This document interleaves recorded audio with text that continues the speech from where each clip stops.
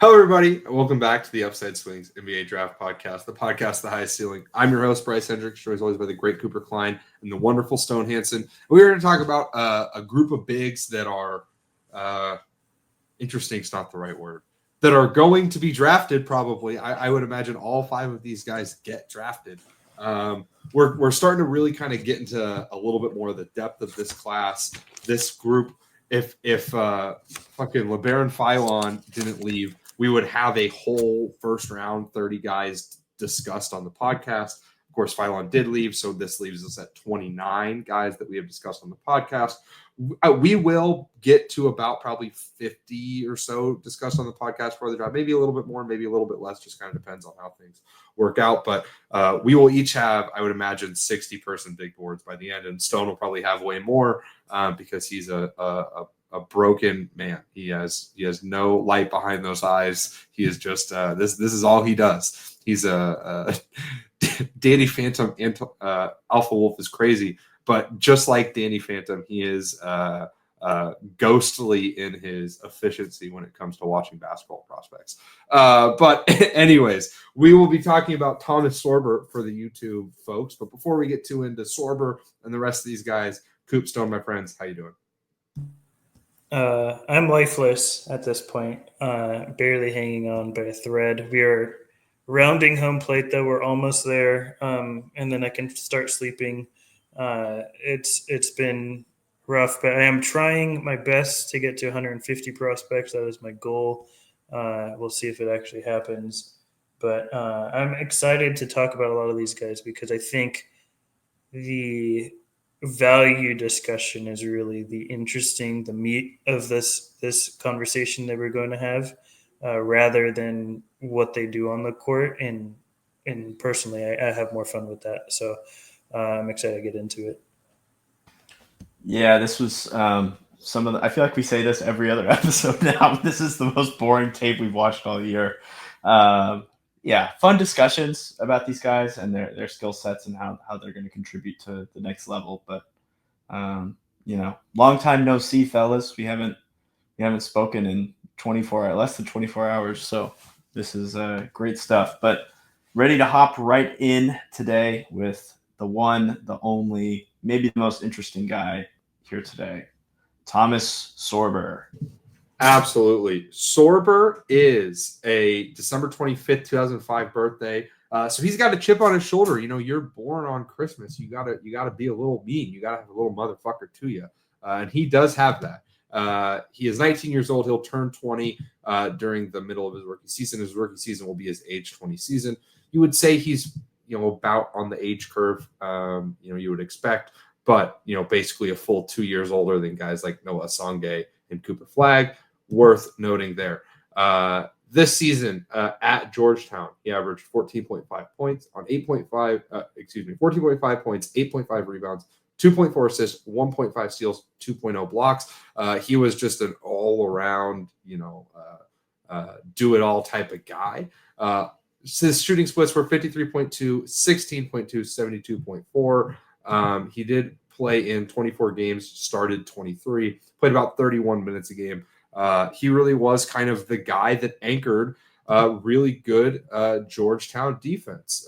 Georgetown was not a particularly good team, but they were a good defensive team. They were an overall effective team in that way, playing in a pretty solid offensive environment in the Big East. And because of that, Sorber ended up with a 7.3 box plus minus, which I think is a lot of the sell for him. Comes down to, a really good one number metric there. He had 111 offensive rating, a 24.2 usage rate, 54.4 effective field goal rate, 58% true shooting, grabbed 9.5 offensive rebound rate to a 21.9 defensive rebound rate. Those are solid rebounding numbers, not an elite defensive rebounding number, and we'll talk about that a little bit.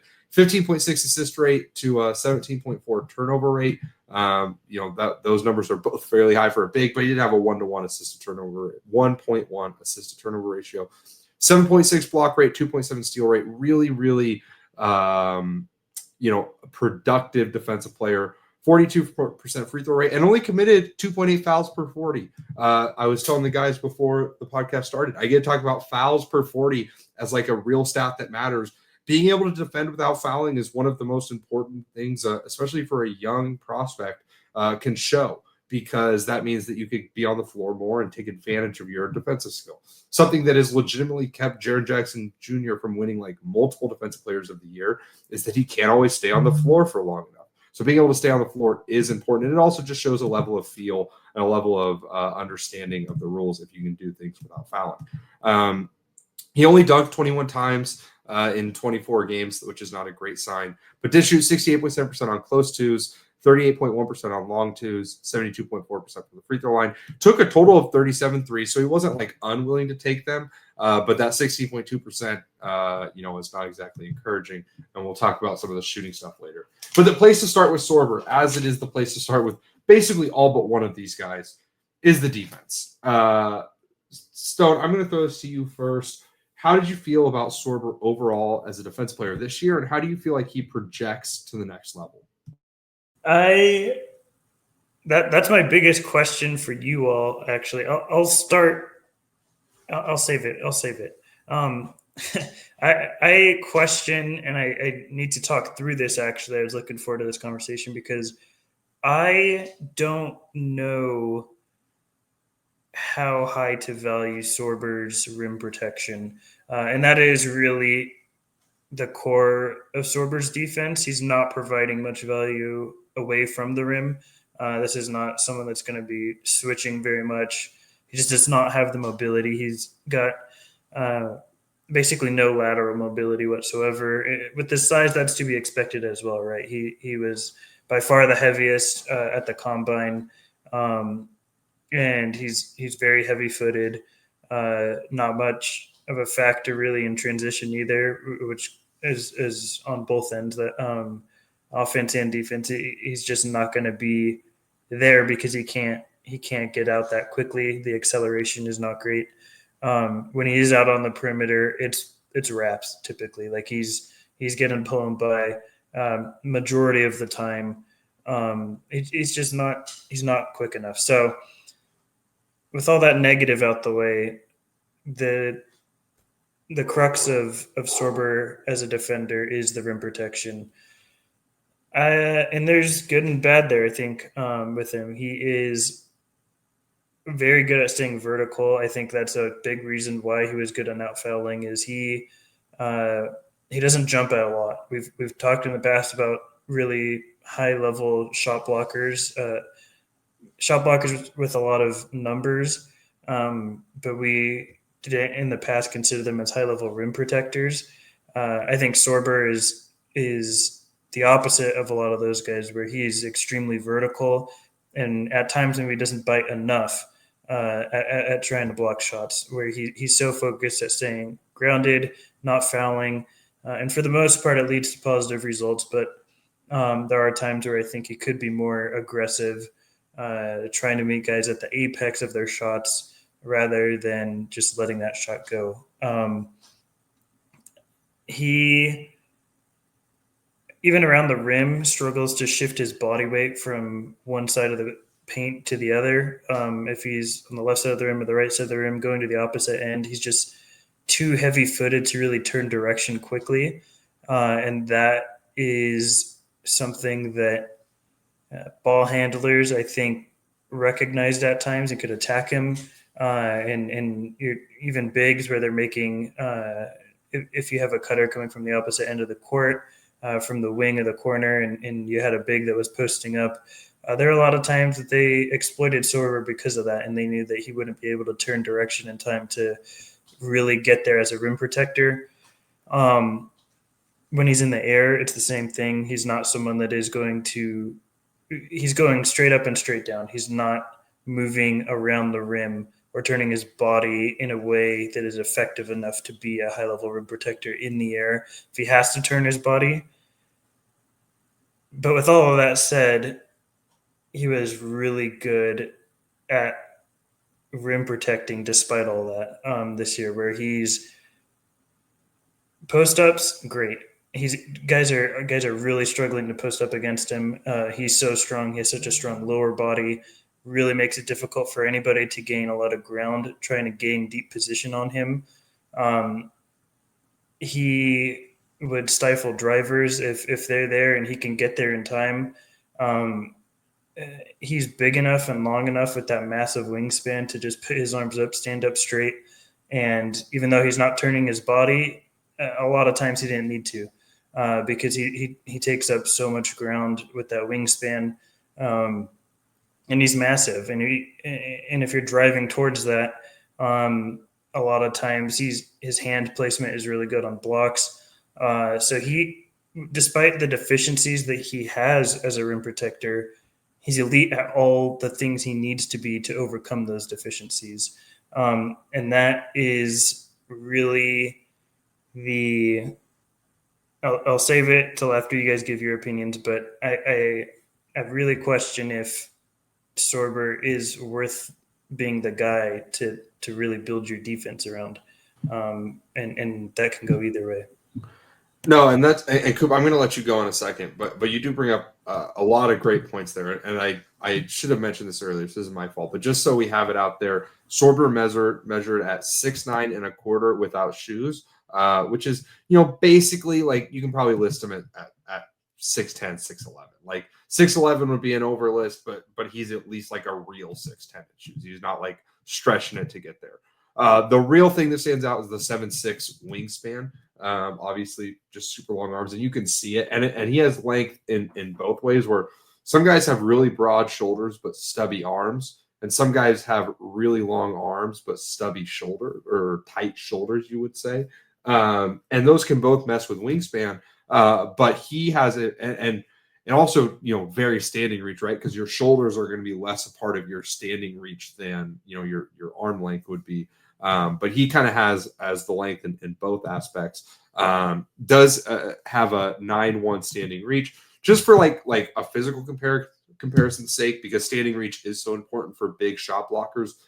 His standing reach is pretty similar to like Jaren Jackson Jr.'s. So if you think about Jackson Jr., he's not like such a great shot blocker because he's just so massive or anything, but he's big enough to be one of the best shot blockers in the league.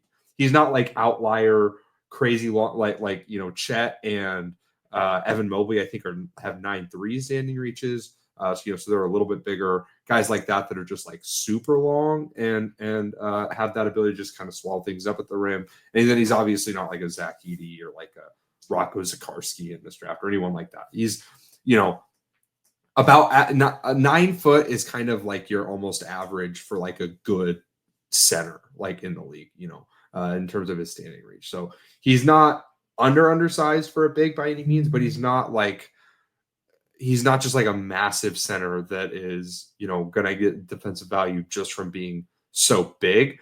There has to be some, real technique there. Coop, I'm going to throw this to you. How did you feel about his defense? And do you kind of want to respond to anything Stone said? I mostly agree with Stone, where I kind of struggle with his defensive value, especially because I just don't. The footwork is he's kind of a slow mover in tight spaces, which is something that I think a guy like even Edey, it feels like as he got older, was able to maneuver in tight spaces like the paint a little better. And that was one of the little micro skills that he got better at. But with Sorber, the cool stuff is he's like a really ambidextrous shot blocker. You could tell he's got better hand-eye coordination with his right hand. His blocks just look cleaner, and he's not like just flailing his arm out there trying to get a block with just his right hand. It's far more controlled, and his left is more of a flail, but he's still able to use it. His placement's just not as good. He's so hard because there's nothing else there, and because of the inability to like play in super tight spaces, he does a lot of the time feel like a one effort guy, but he's not fouling, right? Like he's kind of, you feel like a lot of those guys who are one effort guys then get beat and then they turn and they foul or they're out of position so they get scored on. But for Sorber, he's so ground bound that he's just kind of there being huge in the paint and being an irritant, and his hand-eye coordination is still pretty valuable. And as much as he's just like it does feel almost like he is shot blocking like a 4, right? Like he's not really playing in a traditional drop. He's not really like staying in a scheme and playing within a system. It's more just like he's stuck near the rim and then he rotates in and does a step into a jump into a block, which is not super sustainable at the next level. We'll talk about especially with Kalkbrenner here later in a bit, but like that style of shot blocking is so much harder to do in the NBA, and he was just kind of stuck in the paint a lot. So you're kind of just hoping that he athletically, especially after his injury it was lower body. I can't remember what it was specifically, but Yeah, I believe so. I'll look that up while you're. Yeah. So, but he's a guy that big, lower body injury, and you're basically relying on teaching him a new way to move. Like a new way. He's got to be able to. You got to work on his flexibility. You have to work on his hip mobility. You have to work on all this different stuff to take those instincts, take that size, and turn him into, a really skilled shot blocker. And something that I've kind of realized over the last few years, the bar for like decent backup bigs and like decent bench bigs as far as like technical defense is pretty low. If you just have the physical ability to make some plays and not be the worst defender on the floor, and bring something on the other end, you can usually survive and be a guy. I mean, we saw, the Mavs go to the finals a few years ago with Lively as one of the worst pick and roll defenders in the playoffs. And he was their starting big, playing 20 plus minutes a game. And that's more because of his offensive value and what he's able to bring for them. And I think Sorber will hit the level of this guy can play in the NBA. I'm not sure that he ever hits the threshold of this guy's a plus defensive starter who you can like really build a system and a scheme around, because there's just a bunch of weirdness with his athleticism and what he was asked to do at the college level. But he does got that motherfucker in him. So maybe he'll just figure it out and he just works his ass off, and that brings value enough. Being, however many pounds at 6'10" and super aggressive. Like that brings value defensively, and I like the offense, but we'll get there in a bit. So hopefully that wraps my feelings on him defensively into a bow. But no, and that's really interesting, and I'm sure we'll all have one more thing to say on the defense. But for what it's worth, he did break his foot, and I think generally that's a bad sign. Not that you can't overcome it, but stress fractures, especially in your foot that require surgery for big guys, are a big worry because they tend to recur. It's ended careers of the likes of like a Yao Ming. Now that's not, obviously Sorber's not that big, but once you get to a certain height, and the bone on the bottom of your foot, also like when it breaks, it does not like heal very well usually, so it can just break and break and break. Especially because he's such a load leaper. Yep. I really worry about. It's not like he is not light on his feet. He is a big kind of powerful, but it can always be a bit of a worry, when guys are breaking their feet. And he is kind of just a bigger bodied guy. He's not super light on his feet or anything, and so that's a bit of a worry. The thing that stands out the most to me is he is in drops so deep all the time. And I watched EYBL, I watched his high school stuff, and he has always been in drop that deep. For those that don't know, it is illegal to just stand in the fucking paint in the NBA. That's not something you can legally do. It's legal in college, high school, EYBL. It's legal everywhere else, but you can't do it in the NBA. And so the fact that so much of his defense is predicated on him literally just standing in the paint all the time is a worry. At least, we'll talk about Kalkbrenner, and I have some real worries with Kalkbrenner's drop, but he gets higher on the floor. Sorber is dropping deep, like he's taking like one step up as guys go to sprint to screens. He is never getting up to touch. It's very different from someone like Raynaud, or even like a Wolf or some other guys we're going to talk about. where they might mix up what they're doing, Sorber is never getting up to touch. He didn't do it at all at Georgetown. Every once in a while, he'd get cross-matched on a 4, and I thought the mobility looked pretty bad. He has some just like natural kind of feel to where like he's not just getting completely dusted. Like he's just kind of smart and he's pretty tough. So like he can avoid getting just completely sent to the shadow realm. But I just don't think that he's particularly effective out on the floor. It's not something he's going to do. And the truth is, he's pretty small for like a true drop big. You think of the best drop bigs in the NBA, they tend to be solidly bigger.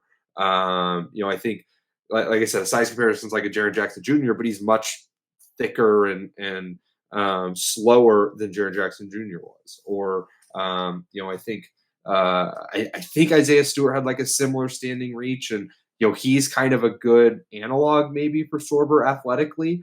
And Isaiah Stewart has really struggled to just be like a true drop big, like as a starter. Now, I do think that what really stands out to me about Sorber is I just think he's, aside from just the toughness, I just think he's really smart. Like he just has really good awareness. He's making plays. He is, getting out of his area once in a while to go jump a pass on, attempted entries or anything like that. He just looks like good doing that stuff at times.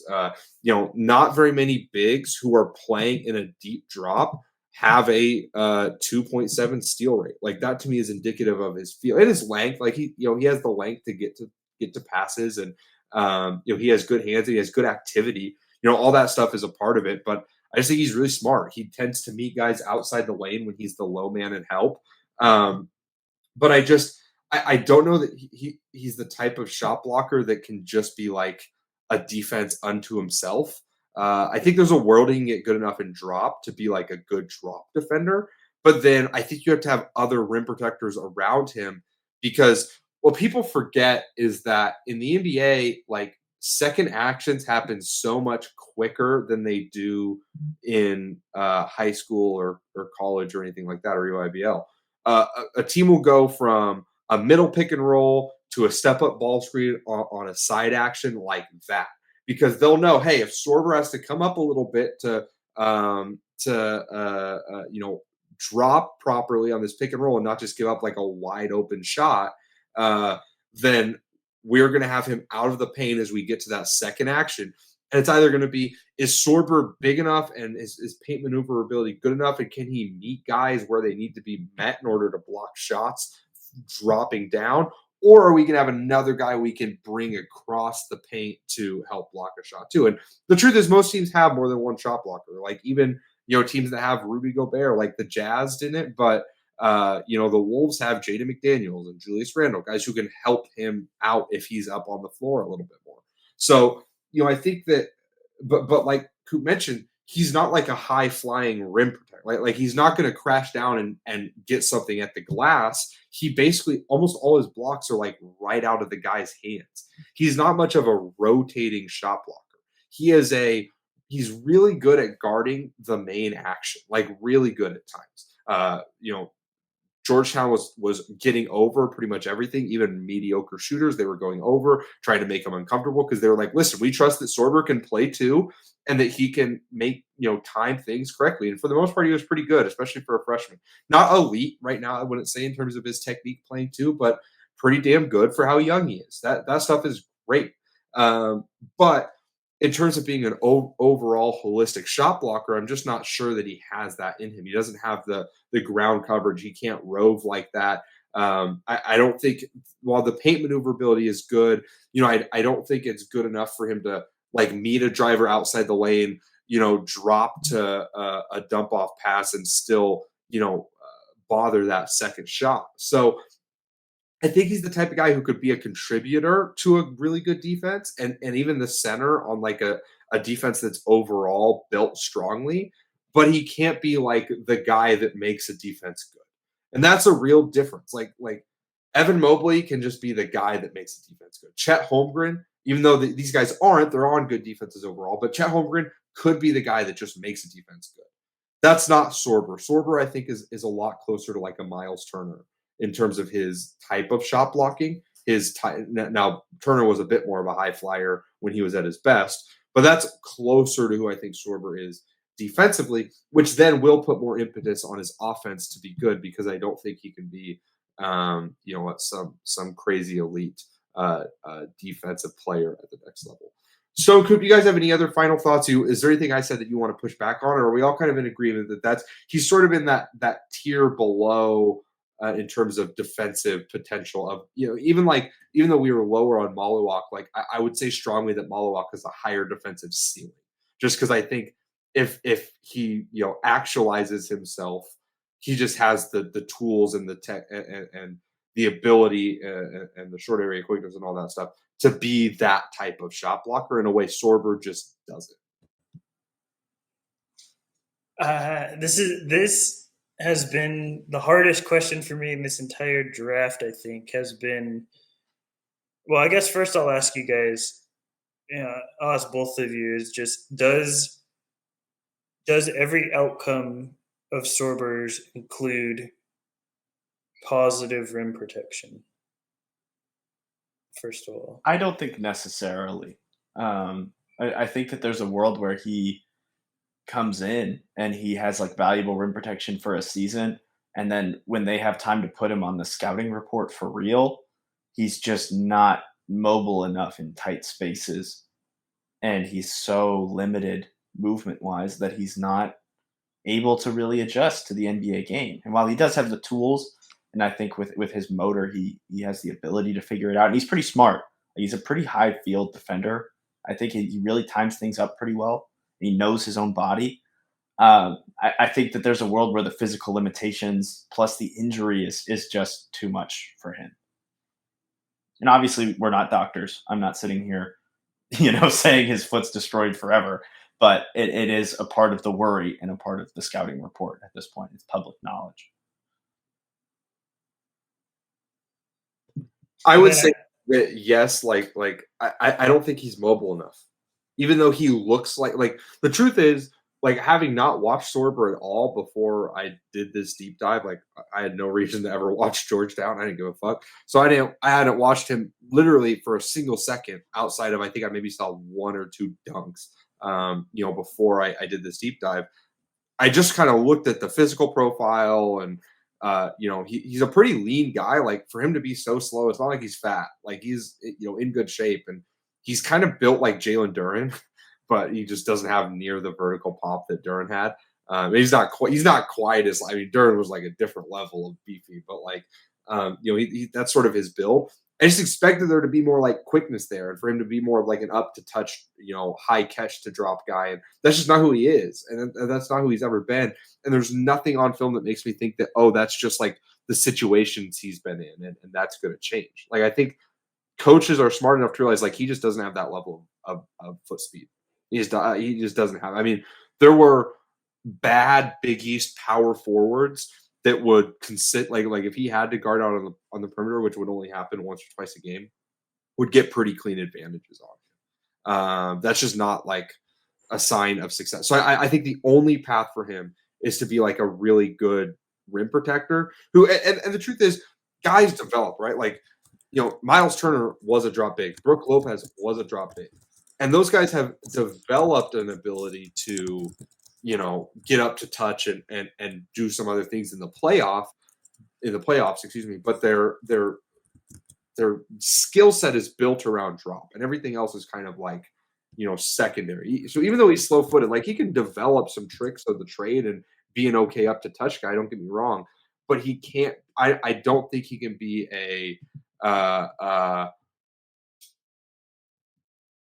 I don't think he can be an up to touch guy as like a primary part of his game. I think he has to be a main rim protector. And the truth is, there's kind of two types of rim protection in the NBA. There's your primary action rim protection, and then there's just your overall rim deterrence rim protection.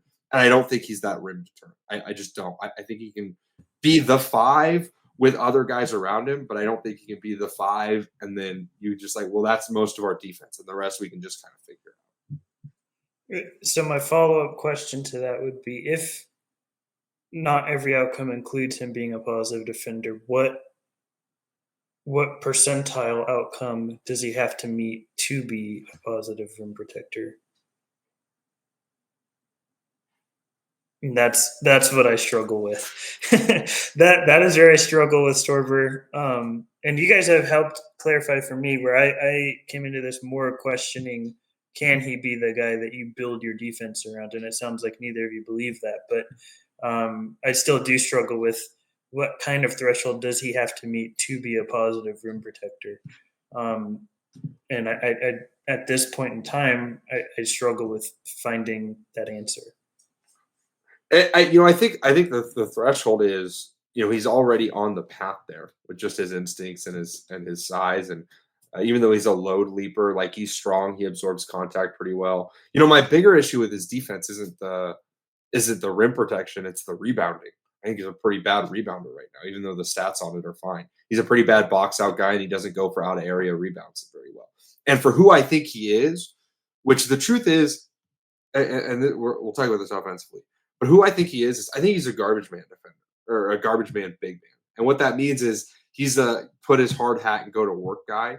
A guy who if he's going to start, it might be a little different, but like in general, his role is, go out there and be tough and be physical and use your smarts to get us some extra possessions here and there. And, just take nothing off the table. I think he can be a good enough rim protector to do that, where he can be productive, though I do just worry about the rebounding a little bit in that aspect. I think that is a limiter of his defensive ceiling as much as anything else. Like if you have to put another high level rim rebounder next to him, what does that do to your defense? But I do think like the threshold for him to be a good rim protector, like he's already pushing it he's a little old for his class, but he was a good EYBL rim protector.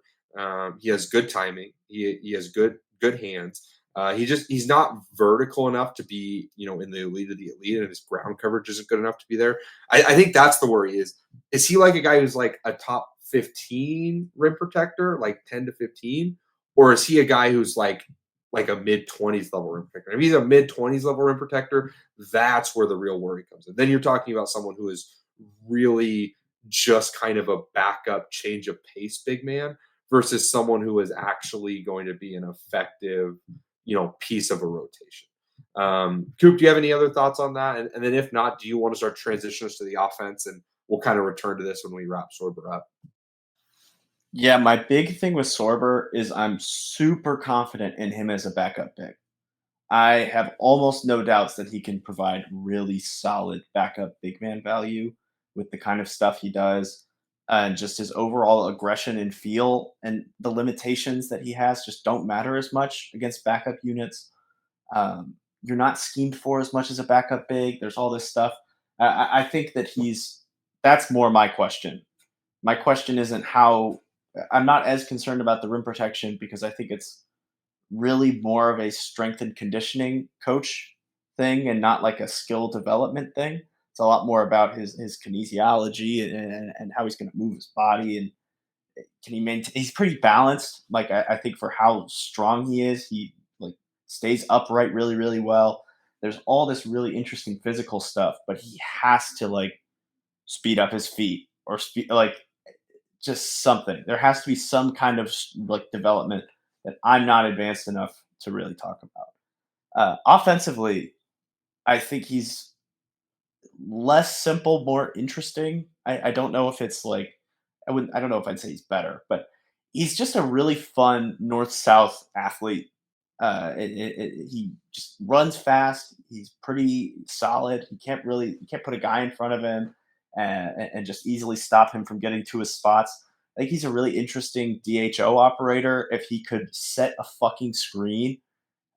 He does one of my least favorite things, which is running a DHO or a pick and roll and screening where he's just kind of facing the rim and sticking out his butt a little bit to try and clip the guy so then he doesn't have to turn and run towards the rim because he can't change direction.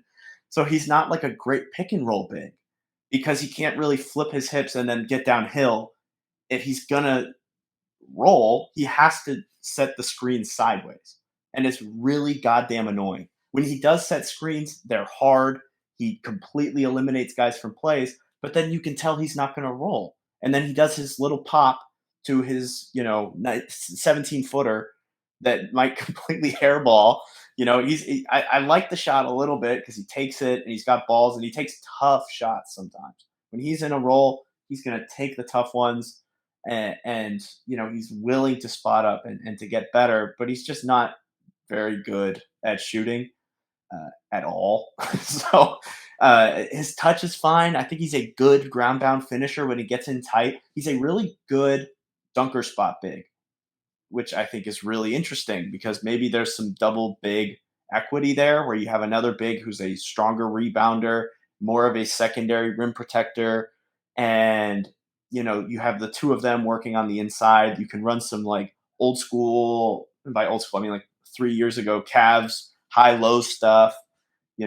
I do think that there's a really interesting world where he's your like sixth or seventh man off the bench, and he gives you like this really interesting lineup versatility where you can really run a double big lineup with him because he will try a bunch of stuff and he just has so much effort and intensity that he can work as a second big. But it requires a very specific other big man for that to work with. But I do think there's some worlds where that's really cool. He's not like an insane passer. Is that rude of me to say? 1-to-1 ATO, not a super advantaged passer. He's not like getting downhill and creating stuff. But like if he's running a DHO and you leave him wide open, he can get to the rim. He's so strong. He can straight line handle straight to the rim. He's not not valuable in that way. He's not a guy who cannot put the ball on the floor. He's skilled enough at a few different things to where there's worlds where he just, that's what I like to see in my low skill, quote unquote, bigs. So I like to see that they're trying shit, that they want to be better, and that they, he cares and he hustles. And I think as much as the screening stuff can bug me, that's fixable. If you believe the hips are fixable, which I do to some degree, then the screening's fixable. And if he's an elite screener, which he will be if he can learn to turn, that is a really valuable offensive big man. So, yeah, I like him. I like the offense maybe more than the defense, which is interesting. No, that's definitely interesting. I think again, this is where I come back to. I think he's kind of a dirty work big man. It's important to know. I mean, he was on a really really rough offensive team. Ed Cooley's never been a great offensive coach. They run a lot of old school mid '90s kind of flex stuff, and his guards were not great shooters and not great passers or great ball handlers. So they kind of missed on all three of those aspects. But Sorber, I wish I liked the post scoring just a little bit more. He dunked 22 times this year. He was in the 80th or 87th percentile at the rim on 68.2% effective field goal rate. 16 half court dunks. That's good.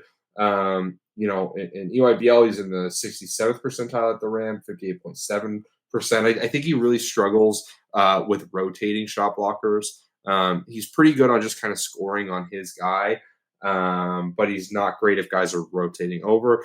As like a roll man, I think he is solid, but he's not going to be elite because he doesn't have great touch and he doesn't have crazy bounce as like a lob threat or anything.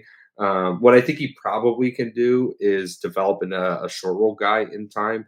The handle right now is not great, but it's like Coop said, like he can take a couple dribbles and make a play, and that stuff is important. And he's willing to try and throw quick passes. And listen, I think the assist rate is another thing that is not really fair to him.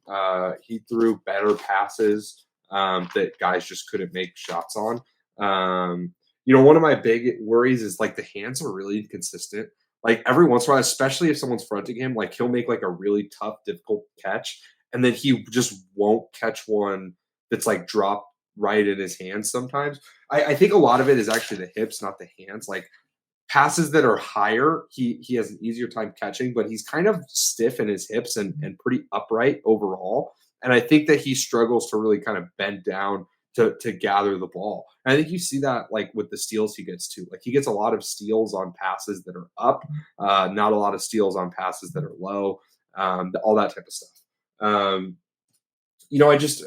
don't really buy the shot. I don't know. Like there's a world that he develops as a shooter, in a way. Again, no one thought Isaiah Stewart would be like a comfortable shooter. And there's something to be said for the fact that, he would take some and every once in a while he would hit a couple in one game. Like that's cool. But he took 44 catch and shoot shots this year. He was in the 6th percentile, 27.3 effective field goal rate. Took 20 catch and shoot shots in EYBL, 59th percentile, 45% effective field goal rate. Then in high school, he took 21 catch and shoot shots, 12th percentile, 28.6 effective field goal rate. He's an okay free throw shooter. But again, I don't think the touch is great. Like I don't know. There's nothing for me to like really latch on to with him as a shooter. I think what he excels at is he's going to set hard screens. He's very willing to duck in, and he'll duck in hard and get good position, which in the NBA is valuable in the regular season because there's just not a ton of guys that'll do that sometimes. Like if he'll just bump someone out of the way, like he's pretty strong, pretty developed, especially his upper body's really strong. I think he has really strong hands and really strong shoulders in terms of like his grip strength and his ability to use his arms and kind of rip the ball from guys at times. So he'll use that stuff well. He finishes through contact pretty well. But I just and the other thing I really like, I think even though I agree with Coop that he's not always great as a screener, I do think he has like a really good feel for finding angles to be available for passes. Again, his teammates aren't always great at throwing them, but he's not like a dunker spot guy who's just going to like do the rote step where you're supposed to step, even if there's not a pass available. Like he'll kind of find the little angle, the little gap to be available for a pass. And that's there's some benefit to playing in like the bad spacing that he played in where like you just learn those little things. So I don't know. I don't see a ton of offensive upside, but I'm with Coop where like this is a good backup big offensive skill set. And maybe I'm underrating the playmaking, a little bit. But even watching EYBL, like I didn't think there was a ton of great playmaking there. I didn't think he was some like, superstar level field guy or like really outlier, post passer or anything. Like he just, when he was playing with Team Final, and that was a good team. He was playing with a couple other guys who are really good college players. He had a 2-to-1 assist turnover that was good, but he only had 26 assists total. Like that's like 2 assists a game. That's okay, but it's not like I never thought he stood out as like some preternatural reader of the game. And he gets really tunnel vision-y as a passer. He wants to try and force one thing, and if that's not there, then it's tough for him. But I think there's some stuff to latch on to. Stone, where are you at with the offense? And then if you want to kind of transition us to where – well, actually, you probably want to go last in terms of where you have Sorber. But if you want to start that conversation, and then we'll let Coop tell us where he has Sorber, go ahead. Yeah, I think the question for me on this end is like, is the post offense good enough to be a top 3 option on a team if we're talking about him with starting outcomes? I think that's sort of the threshold he has to meet to be a starting caliber player. And I don't know, again, he's a difficult evaluation for me because I think there's worlds where he is, where he's I think similar to someone else we'll talk about later on, but the footwork is good to me in the post. Like he has good footwork. It's just somewhat slow. It's not quick, but it's fairly advanced, especially for his age. I think that I forget who it was, and I wish I remembered so I could give them credit, but someone described when you watch Sorber, when you watch CMB, he's naturally strong with Murray Boyles, where he gets guys out the way naturally because of his strength. Where I think with Sorber, he's seeking out contact a lot of times to create space. Sorber's trying to get guys to bounce off of him so that he can create space, rather than just naturally being so strong that guys bounce off of him. He's seeking that out, if that makes sense. And it's difficult to put into words, but Sorber relies a lot on creating contact to create space, and I think he's good at drawing fouls. He's smart with it. I think the passing for me is interesting because I felt like a lot of what he did is really useful in schemed plays and things of that nature, but it's very premeditated. I thought that I came away thinking where this is not a reactive passer. This is someone that if he's going to execute passes, he can execute them well, but it has to go according to plan for it to be really effective. I think he is I kind of get what Cooper's saying, but he's just so massive that he sets in some incredible screens, like some of the best in this class, I think, where if he angles right, like he hits some crunchy screens, and those guys just are out of the play for the remainder of the play because of the screens that he sets because he's so massive. I think he's fantastic at sealing in the post too, which is part goes into the footwork. Like if Georgetown had guys that could make a post entry pass to him, like I feel pretty confident that Sorber would have averaged like 6 to 8 more points a game this year. Like that he sealed guys out so well, but a lot of the guards were just not even confident enough to attempt passes to him in the post for him to be able to capitalize on them. But he seals guys way deep in position with the size that he has, and the footwork and the wide stance. It can really get him some easy looks, I feel like, at the next level because he has an NBA-ready body. Like, there's not much development in terms of the frame that is needed immediately during that transition. But there's a lot there. Like, there's enough in enough areas with Sorber to keep me questioning I'll frame it in this way where for someone like Asenge offensively, I have a lot of questions whether he can do this and it's necessary for him to be a legitimate prospect in the way that a lot of people talked about him. Whereas Sorber, he does enough things well to keep me questioning whether this guy can build upon what he has and be like all-star caliber outcomes. And for me, like, I think those outcomes exist with him when you factor in what he does on the other end, but also offensively, like there's worlds where he is the third best scorer on a team and averaging, 16 points a game. And 8 of those are coming off of just really deep position post-ups with really good footwork to get himself easy looks. Or being so massive, they set such a strong screen that the guy he's screening can't recover, and he gets an easy look up downhill as a roller, even though the rolling isn't fantastic yet. Like there's a lot of just, I think, easy paths to scoring for Sorber to him being pretty efficient, even without a jumper. And I'm not super in on the jumper. Like I think maybe he could be a guy that can face up from 10 feet away, but I'm not really buying the 3-point stuff yet. I'm not completely ruling it out, but it's not something I'm betting on when I'm drafting him. But I think there's a lot of easy ways for Sorber to be really impactful. And that's sort of why I have him higher, but I'll let you guys get into where you have him first. Stone, you're kind of selling me on him. You're kind of selling me on the deep post stuff. Yeah, I'm not. I do worry that his post touch isn't like game breaking, but you're right about just his footwork and strength combination is just really overwhelming. And he's big enough for that to be like, he's tall enough with long enough arms for that to be a legitimate source of offense. I was having him in my second round, right on the top of my second round, but I do think that there's more potential for him offensively. That as just a deep post scorer who can run some pretty basic sets, as a cool DHO guy.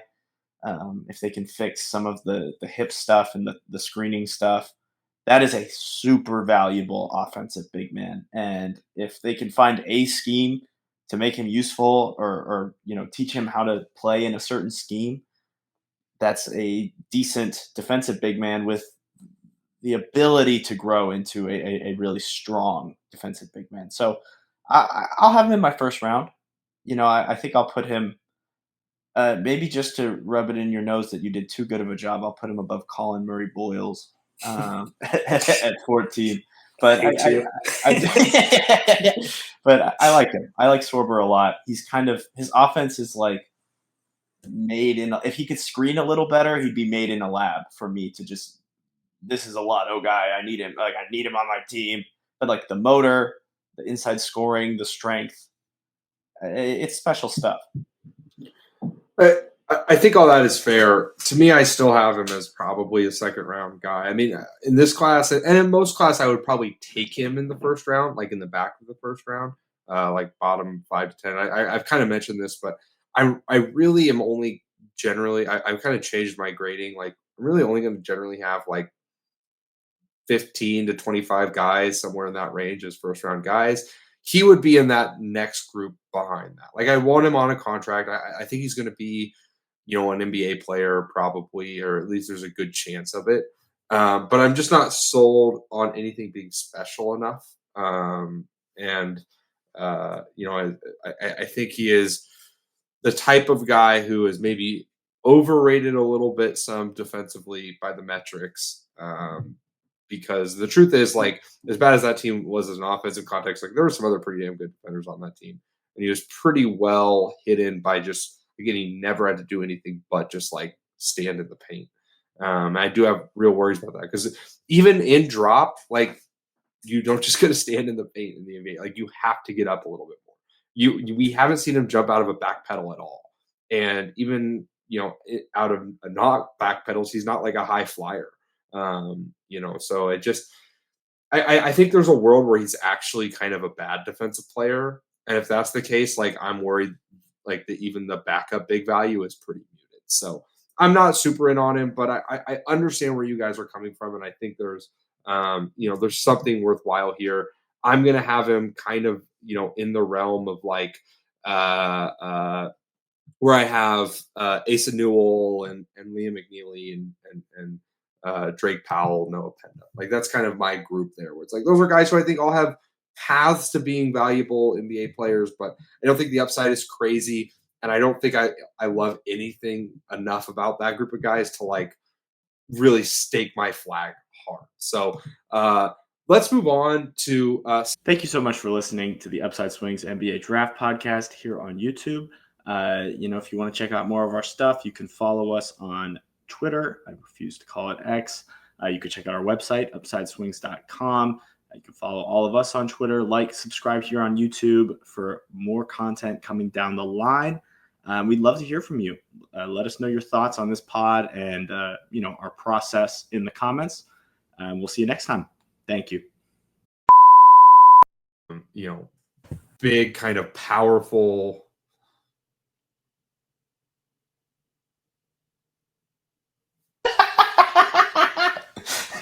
Where'd he go?